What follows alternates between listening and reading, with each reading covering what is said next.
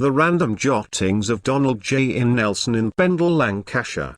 Engineer's Arms, Nelson and Lancashire. Ghost of the old landlord Robert Adams. Robert Adams had been the landlord of Engineer's Arms for over 2 decades.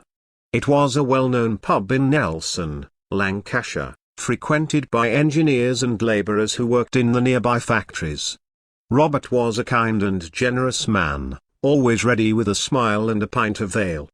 He loved his pub and his customers, and they loved him back. However, in April 1905, tragedy struck.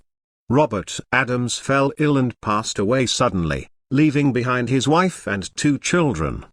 His death was a shock to everyone who knew him, and his absence was felt keenly in the pub he had run for so many years. But it wasn't long before strange things began to happen in Engineer's Arms. Customers reported seeing Robert's ghostly figure behind the bar, pouring pints of ale and chatting with patrons. The new landlord, John Thompson, was skeptical at first, but when he saw the ghostly apparition for himself, he knew something strange was happening. One evening, John decided to investigate. He made his way to the bar and peered through the window, expecting to see nothing but empty glasses and bottles. But to his amazement, there was Robert Adams, pouring pints of ale just as he had done in life. John burst through the door, determined to confront the ghostly figure.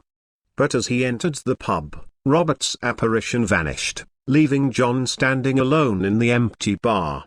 However, the strange occurrences did not stop there. In the weeks that followed, customers reported hearing strange noises coming from upstairs, where Robert's living quarters had been. The sounds were like nothing anyone had ever heard before, and some even said they could hear Robert's voice, calling out from beyond the grave. Despite the eerie events, Engineer's Arms remained a popular spot for locals, who had grown used to the ghostly presence of Robert Adams. But eventually, the pub closed down, and the building was demolished in 1984 to make way for a new road. Today, nothing remains of the pub except for memories and stories of the haunting manifestation of Robert Adams. By Donald J.